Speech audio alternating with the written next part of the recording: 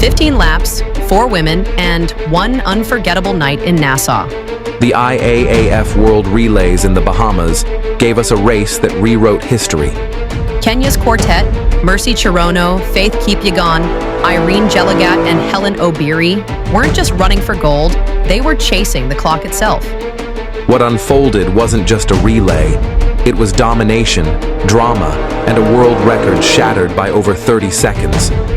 Today, we break down how this epic 4x1500 meter final became one of the greatest relay performances ever witnessed. Australia, Cherono, Mercy of Romania, and the United States. Whether the United States really can just hang on, because I think that's going to be the case, whether they can hang on, give a challenge for as long as possible is the question mark, I think. It's a little bit windy, so that might hinder fast front running. But here's the start list: Australia, United States, Kenya, the outside, Romania. Just 4 teams in this 4 by 1500 meters, 50 laps on the track. For these women, though, they're starting in a very unusual place for 1500 meters. They're starting at the start line, and we're going to have obviously different start places around the track for this event, unlike the other sprint relays. So the athletes will have to get used to getting their mind around the fact that they're going to lap at different places. We're creatures of habit, middle distance runners, so this might be difficult for some of these. We're just waiting slowly now for them to get down to the start line. Here they go. The women's 4 by 1500 meters, and at the moment it looks like the Americas, in the shape of Heather Kampf, the US mile champion, just easing ahead. Just behind her is Cherono. Well, Cherono isn't going off as we expected, but maybe this is just a casual start before she starts maybe putting the pressure down on the second or third lap. Well, it's a different tactic to the one the Kenyans employed at altitude in Nairobi when they broke the world record. Maybe they were listening to Ronald McIntosh. Maybe they want to keep it tight and break it only by 1 or 2 seconds. But of course, it's a race. It's not necessarily a procession. But this is definitely a change of tactic here from Mercy Cherono. She's quite happy to let Kampf do all the hard work here. Kampf ran 4:07 in April, but Cherono is not interested in setting the pace. No, this is, well, this is totally unexpected, not only for us, but for the other athletes in the race. They must be thinking, well, this is not what we expected. Kampf now is leading and looking up at the scoreboard, looking to see where Cherono is. And Cherono is quite happy just to linger there in 3rd place, just behind the Australian Zoe Buckman. Zoe Buckman, the 3-time Australian champion and semi-finalist at the last Olympics. So she's a very, very good runner too. The Australians, I think, were hoping maybe to get 3rd place, but if this race develops like this, they may even get a little bit higher in the placings. It's not that slow though, Steve. Just under 68 seconds for the first lap. Still fairly respectable. Yeah, I think it is, but what I think we thought we were going to see, Peter, is a charge from the Kenyans from the word go. But they're actually using their heads to a certain extent by not taking up too hard and maybe allowing the others to use them as a pacemaker for the other legs of the relay. Exactly, Steve, because it's going to be unfamiliar territory in context of this race for Kampf and Buckman, because they would have been the ones trying to hang on to the coattails of the Kenyans. That's what the conventional wisdom suggested. But Cherono has turned that completely on its head, and she's the one hanging on the shoulder as if this were an individual 1500 meter race.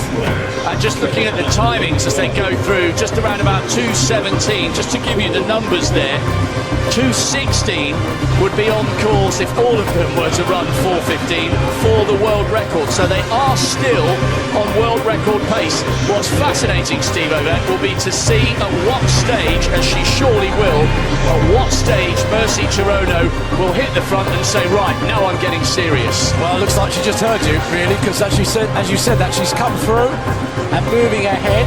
And as Peter said, this might be the right way to do it. You know, just take it easy, just keep the rhythm going, just do enough to get close to that record.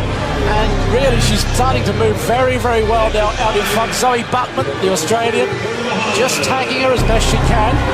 just behind her. Camp, who led for the first couple of laps of this race, now just finding herself losing a little bit of ground to these two in front. Buckman really is running well. She's decided not to go back, rest on the heels of the Kenyan, but to move up, maybe just give herself a bit of a chance at the changeover of giving the Australians the lead for the first time in this race. 64 seconds that lap, a definite speeding up. You can see that. Look at Cherono. Her arms are working hard, her legs are pushing hard. But Buckman, though, as I say, semi-finalist at the Olympics, is no mean performer. Although her style looks totally different, she is still keeping up there. Just beginning to suffer a little bit now, perhaps, as Cherono tries to pull it up, but she is hanging tough, remaining right in contention with Cherono, and on the shoulder, perhaps threatening to pass. Well, now we're coming up to one of the strange changeovers. It's just at the beginning of the home straight. Cherono is working hard. She can see her teammate just in front of her now, and the balance is going to be changed over, obviously, with Kenya in front, Australia second, and America third. But look at the time, 4.6. The record's going to be annihilated. Absolutely nothing in it between the first change and picking up the running for Kenya is Faith Kipyegon. Right on her heels for Australia is Bridie Delaney. We mentioned or pondered whether changeovers would be something of a problem, and the USA lost significant time as Katie Mackey picked up the baton from camp. So just a little bit further back than they were previously, but it is Kipyegon, the Commonwealth record holder, two-time World Junior cross-country champion, leading at the moment, and right on her heels for Australia is Bridie Delaney, second place in the Australian 1500-metre championships back in 2012, 24-year-old. Delaney's doing well. She's looking up at the scoreboard all the time, checking where she is. She's only run about 4:10 for the 1500 metres. That's her personal best. So she's really running at her limit here, but she's keeping up now, and that's the most important thing, because there's a little bit of pressure on the Kenyans. This is a really, really great effort from the Australians. Delaney was 5th in the World Juniors a few years ago, so she has got some pedigree, and she's got her compatriot Buckman to thank for getting her in the mix. It's great to see the Australian quartet not intimidated, as they could have been by reputation, by what the Kenyans are clearly capable of. So, still in control. Australia for company is Kipyegon for Kenya. Delaney in close order, further behind than they were at the change, courtesy perhaps of a rather sloppy change, is Katie Mackey of the United States, 9th in the US Olympic trials. Kipyegon, though, is starting now to just slightly increase the pressure, and you can see the stride behind there of her in Bridie Delaney starting to bounce just a little bit more. She's really trying to push hard to keep up. Well, as Peter was saying, they are on course to smash this world record. And let's not forget the athletes still to come. Irene Jelagat, 4th in the world indoors in Sopot, and then Hellen Obiri, who's in cracking form. She will anchor the Kenyans home. Well, Bridie Delaney hanging tough. The lead just beginning to grow a little bit now as Kipyegon puts the hammer down, and she is looking incredibly comfortable. It's a really brave run this from Bridie Delaney. 4:10.32, 4:10.32 is her best, though she's running right on the edge of her abilities. And she is hung tough to give Australia a good lead ahead of the USA in second place in pursuit of what we assume will be second place on the podium. And it could well be an area record for the Aussies if they can continue at this type of form. Well, now the race takes on a slightly different dynamic, Steve Obet, because it now becomes a time trial, and we know the quality of the Kenyans, but it might not necessarily be as easy as being able to run the time. They're now on their own, isolated, and their last two athletes are going to have to run a time trial. Yeah, but you've got the calibre of someone like Obiri running in the next couple of legs. I think, as Peter said, there's no question about they're going to get this world record, because these women now, I think, are determined to make a show of it here. After taking that first leg so casually, but even so, they were still under the world record pace, and now they're starting to push it on. Well, the athletes getting ready for the changeover from second to third. It's just around the 200-metre start, so again, an unusual position, an unfamiliar territory for these athletes to be in. And the stride really shortening on Delaney now, but pushing on unabated, clear of the traffic. Here's the Kenyan, striding away. Ahead of this change to second to third. Let's take a look at the clock as jogging in anticipation is Jelagat, and she has the baton and is away and clear for the third leg. Delaney really feeling it now, but fighting for all she's worth as McGowan picks it up for the green and gold. Well in schedule for the record, 8:14.95 shown there on the clock, so what a 4:09 second 1500 meters by Kipyegon, who ran so smoothly. Now we've got Jelagat out on her own. This is Kenya against the clock. Australia, an isolated second. Perhaps the Americans just are gathering a little bit of ground on them, but the athletes, 4 nations here, spread, over 100 meters now from first to last. The one shame here really is that there only are 4 nations. There could have been other nations like Russia and Britain and Ethiopia who could well have got very substantially into the money here. So it's a pity that they've been deprived of their chance, which would have made it an even more competitive race, if not for the first, at least for those other positions. And indeed the American is now just out of shot, gaining on the Australian. Now it's a question of Irene Jelagat. Well, at best is 4:02.59. She's the African Games champion. She's been 5th and 4th in World Indoor Championships, so a very experienced runner. And yeah, definitely the Americans are gathering now. Katie Grace running for the United States, McGowan for Australia. Americans, of course, will have Brenda Martinez on the last leg, so it looks very much as if the Americans will get second place overall. At the moment, they're just coming up to the Australian. Here it is now, 6 laps to go overall in this 4x1500 meters. There is the battle on for second, with the American Grace now passing the youngster McGowan of Australia. Well, there's a lot of money at stake, $30,000 for second, $20,000 for third, so quite significant prize money in this event. But they are now well over 100 meters down on the leader, Irene Jelagat of Kenya. Beautiful rhythm though from the Kenyans. Just getting out there, drifting through, making it look oh so easy, and it's not. These women are running at what you would classify almost as a world record finalist pace on their own. How much more difficult is it to run those times, Steve? Even though we're in a stadium and you know, there's a title at stake in a world record, how much harder is it to do that entirely on your own? Well, they've had practice. I mean, they've done it twice, haven't they, to break the world record back in Kenya at altitude. But having said that, it is a tough ask. It really is. Because the mental discipline of running into pain is never easy. And when you're running 1,500 meters, every stride that you take is very, very hard at this sort of rhythm. So Steve, when you're in this type of position and it's you against the clock and you're out on your own by such a large distance, where do you place your focus of attention? How do you retain that focus to keep up that metronomic type of pace at such a high level? I've got no idea. I've never been in that position. To be absolutely honest, I would never want to be in that position. But these women are doing it very, very comfortably. This is true running. It really is at its best. Jelagat working hard now. Her teammates just behind her. You can see in the background, they know that she's on for world record pace. They've done the job. Well, an isolated second for Kate Grace now of the United States, 4th in the US Championships last year. She's an athlete making a fair bit of progress now towards the top ranks in the States at the age of 25. Now it's Jelagat coming up to 4 laps to go. So she'll hand over on the last leg. The Kenyans have got the formidable figure of Hellen Obiri. I think Jelagat may have just slowed a little bit off the tempo, but they're way, way inside world record schedule.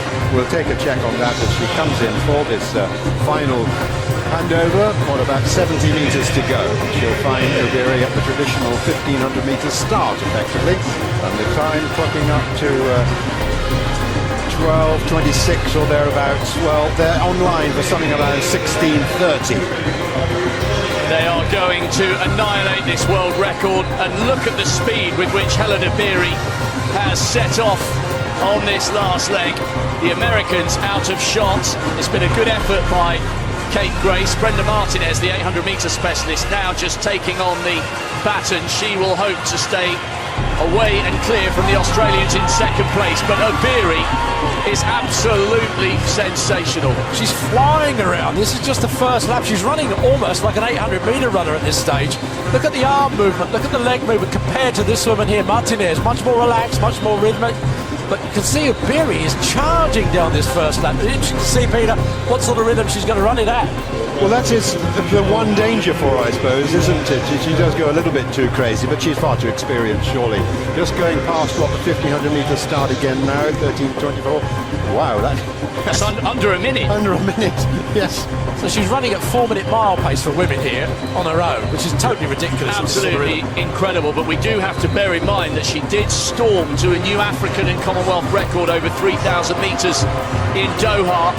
Martinez, lovely runner to watch, light on her feet, a great bronze last year. That was the American women's first bronze medal in the 800 metres, but Martinez is in a different race at a different pace because it's all about Hellen Obiri out front and the clock, and she's focusing on the big screen which will show her own reflection, and surely she is going to tire in the closing stages. The Junkanoo band are still pounding out the tunes, and I just hope the crowd respond here as she comes down towards the finish, because we are witnessing, Steve Obet, something very, very special. Well, let's just see what she goes through this 800 metres in, because she's still keeping this rhythm going. Well, I reckon that's about a 2-2-2-3 800 metres she just run there. Yeah, she settled down a little bit. That was probably a 65-second lap, but it's still very quick. Martinez going well in second place. She's quite a way clear from Melissa Duncan. Duncan's not a bad athlete, ran 4:08 earlier this month for a new PB.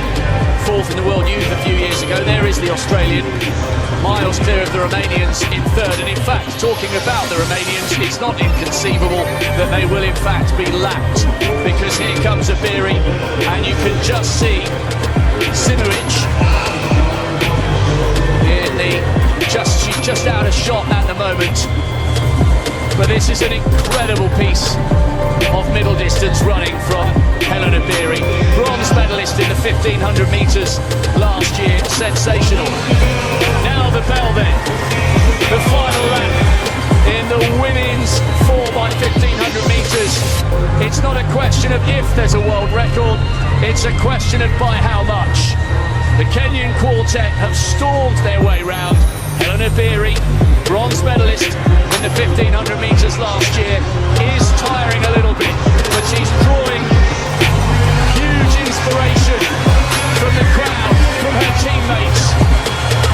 Here in the Bahamas, we are going to witness something very special. The world record is outside 17 minutes. Hellen Obiri, I think, is going to lap Simovic of Romania. Even more motivation and something at last to aim at for the woman who's been out front on her own, as the Kenyans are raw into the home straight here. This crowd are more used to watching sprinting, but they are responding to the excellence that they've witnessed here tonight. An incredible performance, a new world record. It's not just been beaten, it's been obliterated. 4 Kenyan queens have lit up this balmy Bahamian night in the Thomas Robinson Stadium. We have witnessed magic. From the opening leg to Obiri's anchor, Kenya turned a 15-lap grind into a masterpiece. A record-smashing 16 minutes, 33 seconds that stunned the world and set a new standard in middle-distance relays. The USA fought hard, Australia and Great Britain battled to the line, but history will always remember Nassau as the night Kenya rewrote the record books. If you enjoyed this deep dive, make sure to hit like, subscribe, and ring the bell, because more legendary race breakdowns are on the way. Until next time, keep running, keep chasing history.